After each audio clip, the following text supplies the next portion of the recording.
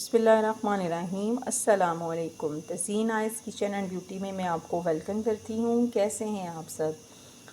आज की रेसिपी बहुत ही कमाल की रेसिपी और टेस्टफुल रेसिपी। आज हम बनाएंगे बहुत ही फेमस इमली और खुबानी की चटपटी सी चटखारेदार चटनी।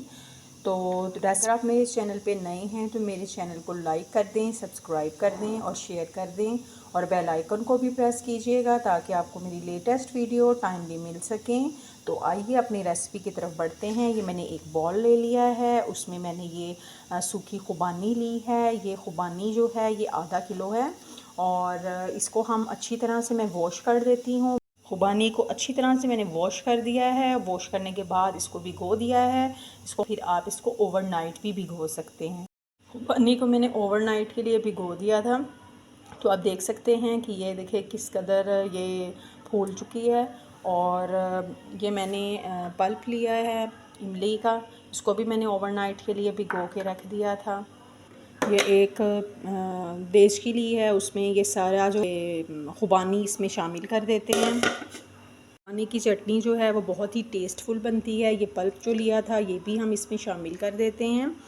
और ये मेरे पास 2 चम्मच जो है वो अदरक है, ये भी इसमें शामिल कर देते हैं। अगर आपके पास पाउडर है तो आप पाउडर भी शामिल कर सकते हैं। इससे बहुत ही अच्छा जो है टेस्ट आएगा और हाजमे के लिए भी ये बहुत बेस्ट है।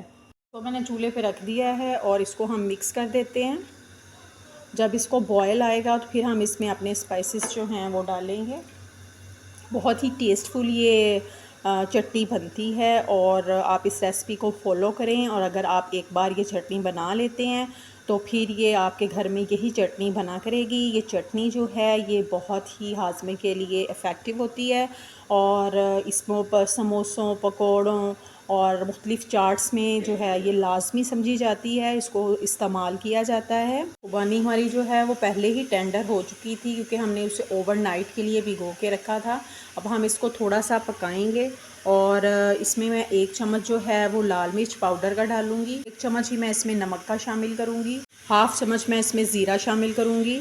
चम्मच मैं इसमें कुटी हुई लाल मिर्च शामिल करूँगी। इससे बहुत अच्छा जो है वो फ्लेवर आएगा। और हमने ये चटपटी सी चटनी जो है वो तैयार करनी है तो ये टेस्टफुल होनी चाहिए। और इसमें हाफ़ चम्मच मैं चाट मसाले का शामिल करूँगी। ये फ्लेवर के लिए है, अगर आप इसको स्किप करना चाहते हैं तो आप इसको स्किप भी कर सकते हैं। ये हाफ़ कप है चीनी हम इसमें शामिल कर देते हैं। अगर आप थोड़ी सी खट्टी चाहते हैं तो आप जो हैं वो इसको कम भी कर सकते हैं और अगर आप ज़्यादा मीठी चटनी पसंद करते हैं तो आप इसकी क्वांटिटी को जो है वो बढ़ा भी सकते हैं। चटनी हमारी जो है वो बॉयल हो रही है, पक रही है, तो हम इसके ऊपर जो है वो कवर लगा देते हैं और इसको हम रखेंगे तकरीबन 20 मिनट पे। बिल्कुल लो फ्लेम पे हम इसको रखेंगे। 20 मिनट के बाद हम इसको देखते हैं। चटनी को हमारी पकते हुए 20 मिनट हो गए हैं। अब इसको देखते हैं। माशाल्लाह सुभान अल्लाह, देखें किस कदर अच्छी लुक है इसकी। और अब इसको जो है वो हम थोड़ा ठंडा करते हैं।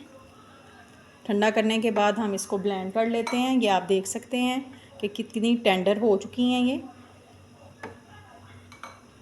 चटनी हमारी थोड़ी ठंडी हो चुकी है और अब इसको ब्लेंडर में मैं डालती हूँ। चटनी को ब्लेंडर में डाल दिया है, इसको चला देते हैं। चटनी देखें हमारी एक स्मूथ सा मिक्सचर जो है वो उसका बन चुका है। इसे हम देचकी को ऊपर रखेंगे और ये सारी चटनी दोबारा से इसके अंदर शामिल करेंगे। बिस्मिल्लाहिर्रहमानिर्रहीम। आप देखिए कितनी अच्छी लुक इसकी आई है।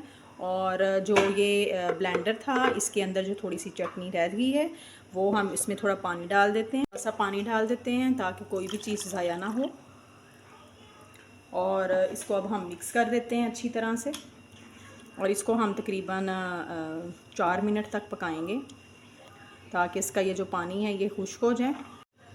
ये मेरे पास हाफ़ कप जो है वो सिरका है, ये सिरका हम इसमें शामिल कर देते हैं और इसको अच्छी तरह से मिक्स कर लेते हैं। जो पानी हमने डाला है और जो सिरका डाला है इससे इसके थोड़ा सा हम इसको ड्राई करेंगे।